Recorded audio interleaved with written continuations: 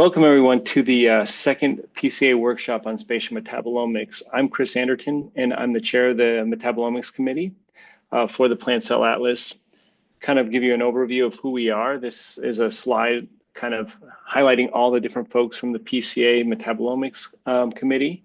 We have a bunch of different people from all over the world, some based in the US, a few based in Germany, and we have one person based in China, and we're always looking to grow. So if this is something that interests you, especially after this seminar or this workshop that we have, let me know. I would be happy to include you within this metabolomics committee. So a little bit of background about this this workshop. Metabolomics is a growing field again in plants, even though it's been sort of there from the onset of a lot of plant sciences and looking at natural products being synthesized and those sort of secondary metabolites side. But, we kind of look at the sort of recent history of plant biology. The plant community has a really strong record of RNA sequencing technology development. And we've seen this, combined with the advent of these spatial platforms like the 10x genomic. And now we have a lot of really cool single cell, single nucleus data sets that have helped us to position, how plant cells are organized, especially in the context of a tissue and what they might be doing. So we kind of can have these plant cell atlases. But like if you look at sort of since this, the area of proteomics and metabolomics have kind of lagged behind in some of that technology adaptation compared to RNA technology. This could be partly due to upfront cost. A lot of proteomics and metabolomics technologies cost usually a lot more upfront than some of the sequencing technology, even though some of the sequencing technology, the reagents and so forth are much more expensive. So that might be one reason why it's lagged behind, but I think we've become very comfortable with understanding just the background of biology, the backbone of biology and nucleic acids and how they help form all the systems we see today. But if you, like I noted, we've been doing metabolomics for a very long time, maybe not at the single cell, but like if you just look at how we've been characterizing small plant metabolites for drugs and so forth, this has been something that has been within the science. We've been doing in science for the last, 60, 70 years. So now we're starting to see more of these technologies for metabolomics go towards a single cell and in a spatial manner, looking at different functional tissue units and so forth. And one of the things I always kind of contend is if you really want to understand, as we move towards what a cell state is, you need to know what it's doing sort of down process of in that system biology dogma, not just what's being expressed, in transcripts, but actually what products it's being made and how that forms in protein post-translational modifications or, secreted metabolites and so forth. So that's where some of this technology you're going to hear about really has a lot of value in plant sciences. So that's a little bit of background about metabolomics, the value within the plant cell atlas and within the plant community in general, plant sciences community in general. So this, as I noted at the beginning, is the second of our PCA workshops on spatial metabolomics. We had one also in 2021, in October 2021. If you go to the PCA website, you'll actually see in the past events, you can go to that and you can see those talks if you're interested.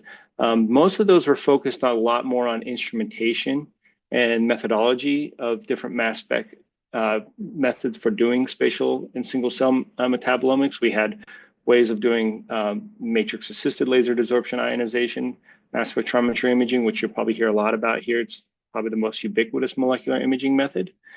Different ways of doing like secondary ion mass spec, which is the oldest form of mass spec imaging, but it's still used for plant biology, and new ways of doing some of these like different extraction methods like desorption electrospray ionization and so forth, as well as how to take all this large data that we're generating, this mass spectral data where we're getting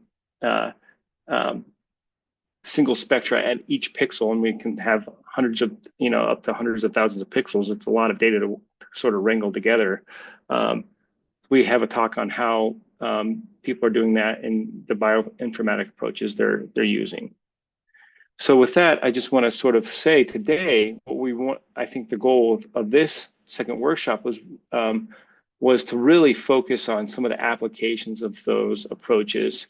And so we have 6 excellent speakers that split over 2 sessions. One this morning, I'm in Pacific Coast time in the US, so that's my frame of reference. And then the second will be this afternoon, so a few hours after this, Pacific Coast time. And again, these speakers will talk a lot about their applications and spatial metabolomic applications, and the sort of the study of the systems of interest that they're using this for. We also wanted to make sure we highlighted speakers that are using this sort of in multimodal approaches, where they're using also maybe spatial transcriptomics or other optical microscopy methods to sort of correlate and register their data together.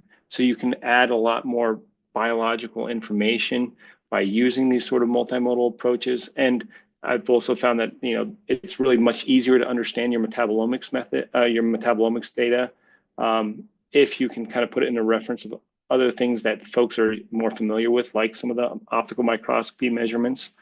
So yeah, that is sort of the plan today. We'll have those 6 speakers talk about it. We'll have a small discussion period at the end where we'll be using Padlet during this entire time. So feel free to ask any questions on that, and the speakers can address their questions there if we don't have time to address them post talks. But the goal of the discussion is at the very end of each of these 2 sessions is just to have, figure out maybe any questions that are unanswered, take a time to talk about that, and think about where some of this technology could be used in plant biology as we move forward.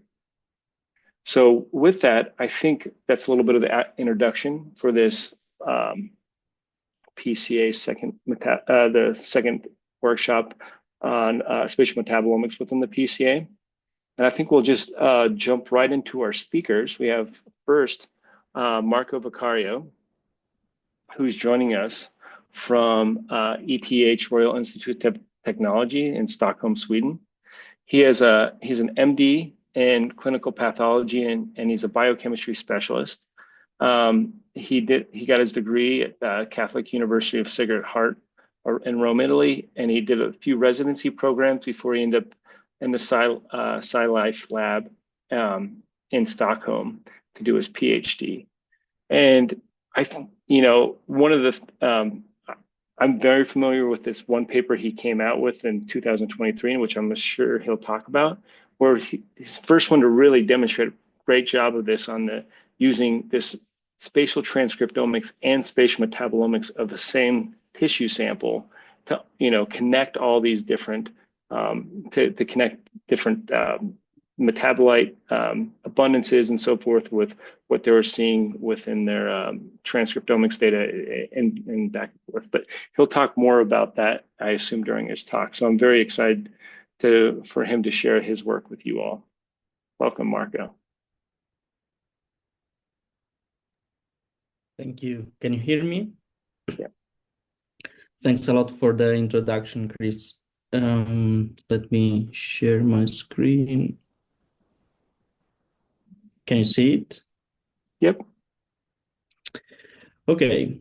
Thanks again. And yes, as said, I will talk about this technique about performing mass spectrometry imaging and spatial transcriptomics on the same tissue section.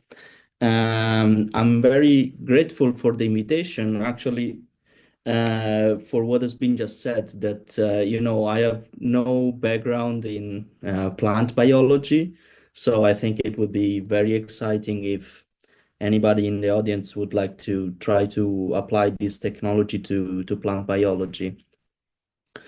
So first of all, a bit of introduction. Why multimodality? So most of it has been just said, but this is just to say that, in biology, like biological processes, biological mechanism, they happen at multiple levels of like they happen thanks to the interaction of molecular species that they belong to different biochemical classes. And, as of today, I think that we have very good technologies to profile one single molecule or one class of molecules like omics technologies. But if we really want to, see biological mechanism in actions, like in just one snapshot, then we need to develop multimodal technologies. And then why spatial multimodal technologies? Where like a simple answer is that again, biological processes, they happen within a cell or like thanks to the interaction between cells. And for the first one, you would like to use single cell multimodal methods or multi-ohm methods, and as it's written in this slide. Whereas if you want to profile the second, like the mechanisms that happen thanks to the interaction between cells, then you would like to use spatial methods. But actually, there is another technical reason, and the reason is that if the two or more technologies that you want to integrate in a multimodal assay, they don't interfere with each other that much, then basically you already have a multimodal assay by just integrating the layers that you have analyzed within the same coordinate framework.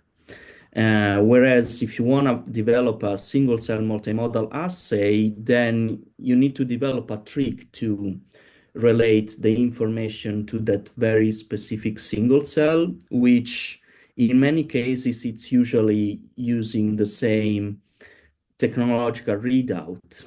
For example, like, I don't know, like one example is this DNA conjugated antibodies. Like these guys, they really revolutionized the way that we do proteome and transcriptome, because they have a barcode connected to the antibody, and this allows to detect both the RNA and the antibody using NGS. So like, just to give an example of what I mean, I think this one, for example, is a very, very nice paper, quite recent, that shows that what I'm going to talk to you about today, like doing metabolomics and transcriptomics in a multimodal assay, it's possible also at the single cell level.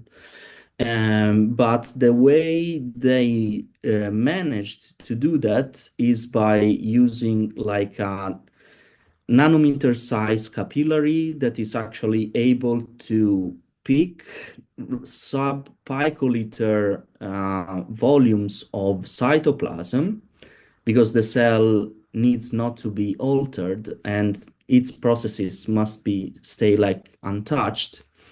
And this very little volume will be used for mass spectrometry, whereas the rest of the cell can be taken by a larger capillary and then analyzed using SmartSec2. So from this, which is, I think it's amazing, like you already see that, there is a lot of like, it's a little bit harder to make a multimodal assay, if you go at the single cell level. So just a little bit of introduction about spatial transcriptomics. So spatial transcriptomics, it's like a full field of research. It's very old, actually. And like just recently in 2019, has been published this paper from the lab where I'm doing the PhD, where they developed the first technology based on in situ capturing, and where the readout of the RNA was next generation sequencing. So the first yeah, like let's say full untargeted transcriptomic technique. But there is actually like a lot of technologies in this space.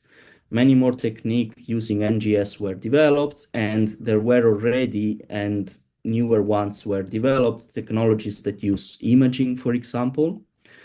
In our case, here I'm highlighting ISS because in our case, in our paper, we used mainly spatial transcriptomics, which then in the meantime was like patents were acquired by 10x Genomics, and it was developed actually in a much more robust and high throughput commercial method. And we also put a proof of concept of the fact that the RNA is still intact after mass spectrometry imaging using in situ sequencing. So in the case of Visium, what it does is that basically we permeabilize the tissue section that is put on a functionalized array that contains probes that can capture the mRNA, which gets retrotranscribed into cDNA, and then the cDNA is prepared in a library that contains the barcode that define the spots where the mRNA was captured. Instead, ISS, it's an imaging technique. So padlock probes, they are hybridized to the cDNA actually. So first there is reverse transcription and then padlock probes hybridization. Then this padlock probe gets ligated and multiple copies are produced using rolling circle amplification. This is used to boost the signal. And then very briefly, what is mass spectrometry imaging? Yeah, it's basically the possibility of using mass spectrometry at different positions on a tissue section. And it works by, first of all, spraying a chemical matrix on top of the tissue section, and then the laser that causes the ionization, it can hit at defined coordinates, which are registered by the machine during the acquisition of the signal. And this way, you basically get one mass spectrum for X and Y coordinates. So what did we hypothesize? Like we just thought, okay, multi-mass spectrometry imaging is thought to be a destructive technique. It actually is. So like the molecules are like when you hit with the laser, you are ablating a very tiny part of the tissue. Especially of the crystallized matrix, not really the tissue, because if you don't hit with the laser too hard, the tissue doesn't really get ablated and you can do like a very nice H&E afterwards. Anyways, what we wanted to test is whether the RNA is still intact or not after multi-MSI. And this is the way we thought about integrating the two techniques. It was using the first version of Visium. So we had to section on the Visium slides, which are not conductive. Generally, like MALDI MSI usually prefers conductive slides, which have like they are ITO slides, so they have this thin layer of indium dioxide, I think, on top. But the Visium slides, they are not conductive. This was the first challenge, and the second challenge is, of course, the matrix that is on top that can potentially harm the RNA and also the laser. So we thought about sectioning on Visium slides, then spraying different metrics on top of this slide, doing multi-MSI, and then following up with the Visium protocol. So this one was the first pilot experiment that we did. So what we thought to do was just what I said. It's just that here you see 8 capture areas instead of 4, because this is a Visium slide that it's not used for sequencing. It's just, it has the probes, But what you do is that you do the reverse transcription using fluorescent nucleotides. And this way you just get like a footprint of the RNA. So you just get an idea of the quality of the RNA capture. So as you can see here in B, we were already successful from the beginning in detecting with good sensitivity several molecules that could be detected with MALDI. And then in C, we were really surprised to see that we could actually see quite a good footprint of the tissue section still. And in D, this is what I mentioned before. It's just a proof of concept to see that we could detect intact RNA also with ISS. So this pilot experiment really motivated us to go further. So what we wanted to do is like analyze more sections, but using the actual Visium protocol, which is like it ends up with sequencing. And we wanted to compare the multi-signal on the Visium slide with the multi-signal on the ITO slides, the conductive ones. And we also wanted to compare the RNA signal on the multimodal assay with the RNA signal with controlled sections. So our conclusions were that, as expected, like both technologies, they are going to work less than the standard technologies, the gold standard ones.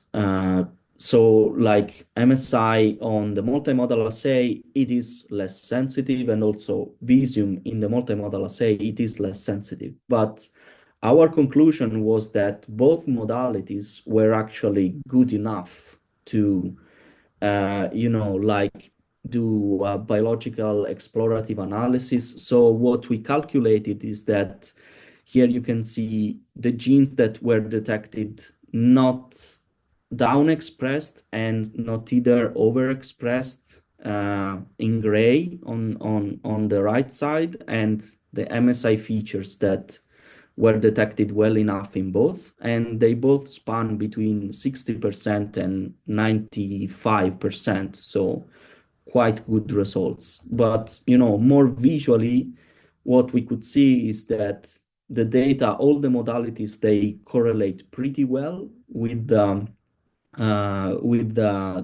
gold standard modalities. Like all Pearson correlations were significant and all above 0.64, I think it was the minimum. And also you can see it here visually, the Visium clusters, they like, even if the sections were sprayed with chemical matrices, they look very, very similar to the Visium control in space. So at this point, we wanted to show applicability of this technology. For this, we chose the 6-HDA mouse model. So this is a model where 6-HDA, which is a toxin for dopaminergic neurons, is injected only in one side of the brain. And here, first of all, what we wanted to see is that using multi-MSI in the multimodal assay, like on the Visium slides, we could actually like confirm that the mouse model was working. And we could, because we could see the dopamine expression only on one side of the brain, both in the on top, you can see the striatum level, and in the bottom, you can see the substantia nigra. And at this point, the exciting part was, okay, now we can really like correlate the RNA part, which is in our case, it's both checking which genes they correlate the most, but also another thing that we can do is cell type inference. And by doing this, we could both see, especially in the substantia nigra, really the top marker genes for these dopaminergic neurons. And this is also expected because the body of these neurons, it's residing in the substantia nigra, not in the striatum. Instead, in the striatum, in the top row, it was more an explorative analysis because there is where these neurons interact. So you are expecting most of the functional changes happening there. which are also much more subtle. And here we could discover that apparently one of the populations of the main neurons residing in this area, which are called medium spiny neurons, it seems to be actually the most affected by the dopaminergic neurons. This is something that, at least in literature, I didn't find it so clear at the moment. And then in the end, we wanted to, do a stress test. We did it on a human sample, and this is a sample that the RNA quality was really low. It stayed in the -80 for, I think, 6 years.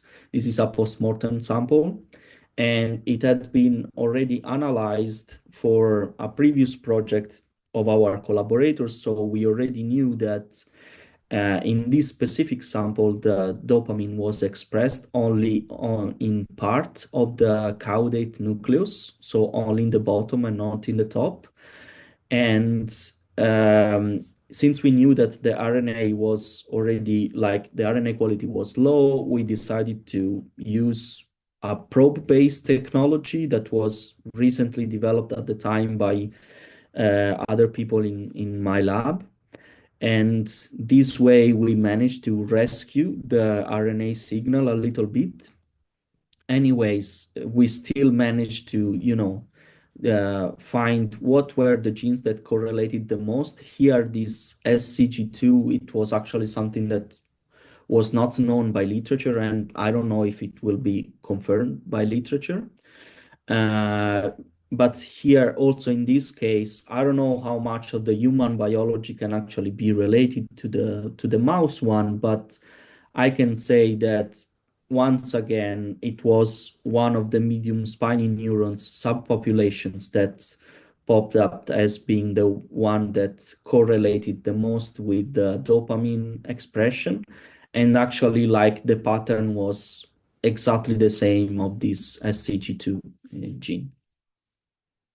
And with this, I would like to thank very much all the collaborators that made this thing possible, and you all for the attention. Excellent. Thank you. Thank you. So we have any questions for from folks? We have one in the chat, but I don't know if you can see that from Robin Joshi. How you resolve the problem of different slides and different fixatives for both platforms? Which fixative used for the section cutting? And then is the Visium slide can be used for MALDI?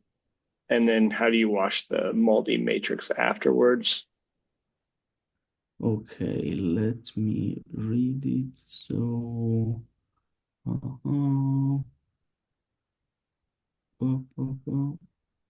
I cannot find this question in the. Oh, yeah. Can you summarize that for me again? Yeah, sure. So the first, I guess, part of the question is,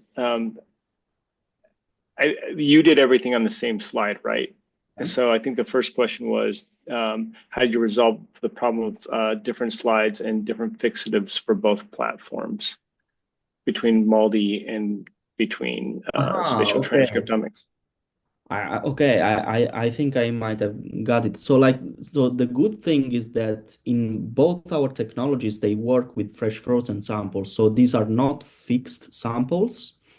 And the one thing is true that there is this embedding medium OCT that with mass spectrometry doesn't really work, because it can suppress the MS signal and can lead to instrument contamination, I believe. I'm not sure about this, but it cannot be used in mass spectrometry. And in our case, we use unembedded tissues. So it was really just the tissue was the organ was placed on a little drop of water that becomes ice in the cryostat, so it fixes the tissue there, and then you cut directly the tissue without having any embedding around. but there are some others that are compatible. I never tested them, but you can use carboxymethyl cellulose. There are others that are compatible with mass spectrometry. I don't know if this is what was meant by fixative. I believe that's right. What that question meant. On that too, and then yeah, so yeah, you didn't do anything because the mouse brain for you didn't have to embed it or anything in like that for the sectioning. You just use it fresh frozen as is. Fresh Are frozen you? fresh frozen as it is, placed on ice, basically. So it was like fixed on ice on the chuck and then cut directly without any embedding around. Yeah. And then how did you feel like you used the Visium slide for Maldi? Um, how did that work? Were there challenges with that? Exactly. That's a very good question. So like in this case, we had to rely a lot on the expertise of like we collaborated with a team of people that are expert in mass spectrometry imaging. Hmm. So a lot of this was really by user experience. They could tell that the mass spectrum that they were getting, it was clean enough and good enough to still see the molecule. So the intensity of the peaks, it's lower, but you can still distinguish them pretty well, and it was working good enough. Unfortunately, like one thing that I would like to do, but I don't know how to do yet, I would like to develop a metric to really, you know, mathematically show like, okay, we are detecting peaks like at this kind of sensitivity. Like the best that we could do, it's like these bar plots that I was showing with the like how good do we detect different features, and this way we could, like yeah, we could measure that between 95 and 60% of the peaks, they were detected equally well, both Hmm. on conductive slides and not. And then the last part of that question is, you know, washing the matrix off. Like, how did you wash the matrix off after Maldi for doing the spatial transcriptomics?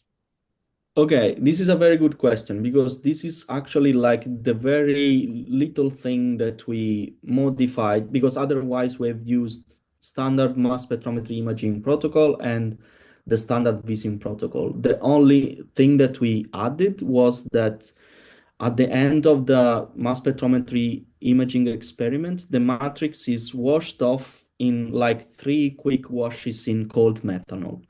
And the Hmm. reason why we chose cold methanol is that the fixation of the RNA in Visium, it's done like the first reaction is immersing the slide 30 minutes in ice cold methanol. So we thought this must be a compatible solvent, and it worked. So like what we did is that 3 quick washes, like 20-second each, in methanol that was kept cold at -20.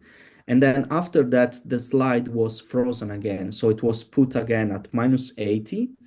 You transfer between the labs in dry ice. And then when you start again the Visium protocol, you thaw the slide again. So there is one cycle more of freeze thawing of the sample. Yeah, I think there was always a question too, like this isn't a question up there, but it's my question is, so you go through this whole process of doing spatial metabolomics with the Maldi setup and spraying a matrix down and washing it. And then you have this period of time between doing all the prep, all the analyses, and then the afterwards prep that the sample's been exposed. Like, I know you demonstrated that like you're still seeing a lot of the same, signal from the transcriptomics, but what do you think helps with keeping those RNA molecules still pretty, like, why are they still stable, or why are you still measuring them so well? Like, what do you think might be happening? So what I can say is that because like we did this paper, it was really like a very short and quick, and also these technologies are so expensive that you cannot really profile so many samples. But now I'm working on follow-up projects where we are doing more of this analysis and on a slightly bigger scale. What I'm seeing is that I think that what interferes the most with the RNA, it's actually the chemical that you use with the slide, with like on top of the like the Mm. matrix chemical. And actually, we have seen that, especially with this matrix that we use to detect the neurotransmitters, we have actually had like more variable results afterwards. Instead, like what works really, really well usually for us is using this matrix 9AA that is usually used for general metabolites. So I think it's mostly chemical interference. And another factor that you mentioned is this time at room temperature.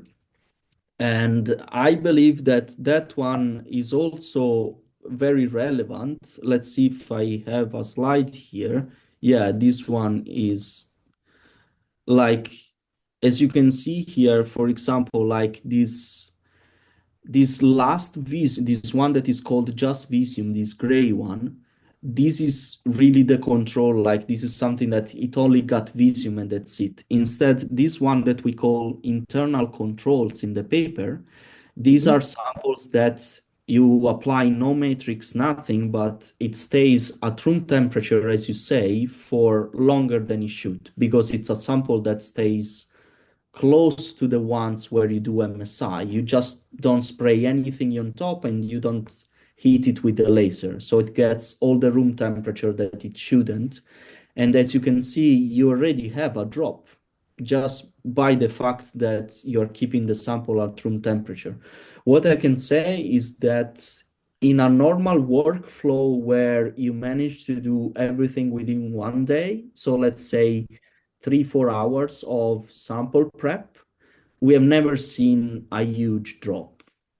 But I've never done like an experiment, like let's say overnight, where we keep the sample, I don't know, 24 hours at room temperature. I don't know what would happen. Yeah. Interesting about this slide too, and this data. I mean, still a few more minutes. Is so I think you have two things, right? Like one of the things about a lot of these matrices is they're actually antioxidants. They can, actually one of them is a food additive sometimes. So that may be one reason why I think I keep seeing over and over that you can preserve the RNA longer because you're coating the sample with an antioxidant. But Hmm. then maybe where you see like DHB, which is one of those, having a lot less counts is because I'm just presuming it's because you need a lot more laser fluence on your Hmm. MALDI than you would on like a 9AA. It has a higher optical cross section. So, like I said, you need a higher laser fluence. So that could be damaging the Hmm. underlying RNA. These are just speculative, but probably seems one reason why you might see less than more. Okay, yeah, we have a couple other questions. Danielle Taylor said, I just completed the lab work on a project combining MALDI MS and Visium in the plant species. I'm terrible at pronouncing those things. Anyways, I use sequential sections and then embedded in gelatin to avoid OCT. Yep, PEG will show up in your mass spec before anything else will, so that's very good. Thank you for the interesting talk. Yeah, thank you for the comment, Danielle. Okay, then Santosh Kumar, Santosh Kumar R asks, is it possible to apply these techniques in plants?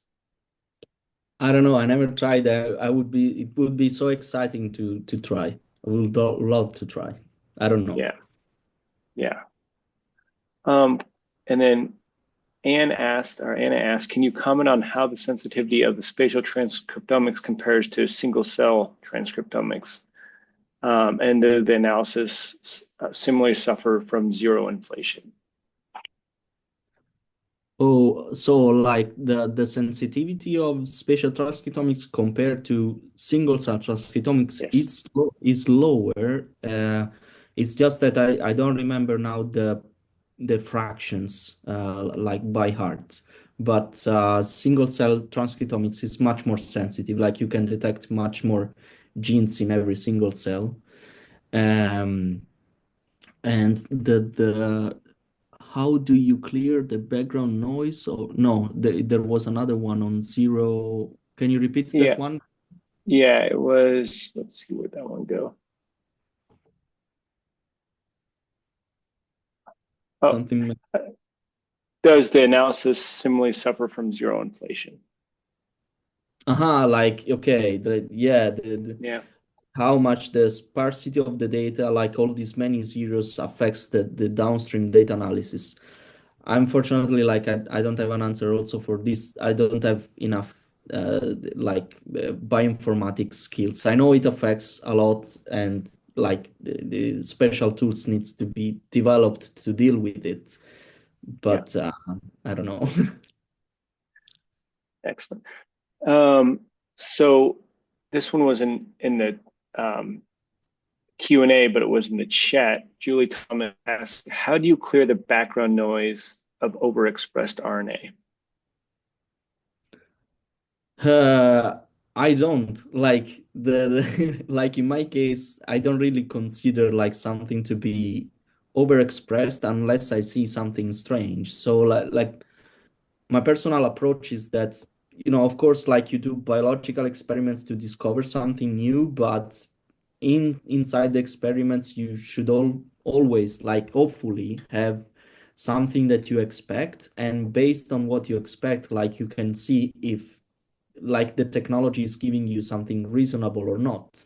Like for example, like here I see now these mouse brains. I know that these patterns, they really are the nuclei that are in the brain. So this is already Mhm. known. This is something that I want to see. And like I've never stumbled upon a situation where RNA is overexpressed. Like what can happen in spatial transcriptomics, for example, is that you get diffusion. And in this case, you really need to inspect like the background, like what is outside the tissue. And if too much RNA leaked, then you cannot trust the spatial information anymore. But over capturing like a specific species of RNA, like to me, it never happened. And usually you don't filter out like something. So yeah, there are like some thresholds. Sometimes like people cut like genes that are expressed too much and too little. But this is something where like uh, a one size fits all rule, it's difficult to give. So it really depends on your own experience and again, what you would expect from the data. Yeah. So in the interest of time, I'm Mm. going to have you answer Kumar's question, which is in the Q&A. And Kumar, that's a very great question. I'm going to borrow parts of it for our Padlet discussion at the end. Um, so one last time, I'd like to thank Marco for his talk. And it's always weird to kind of clap on Zoom, but yes, thank you so much, Marco. And yes, we'll go ahead and move on to our next speaker.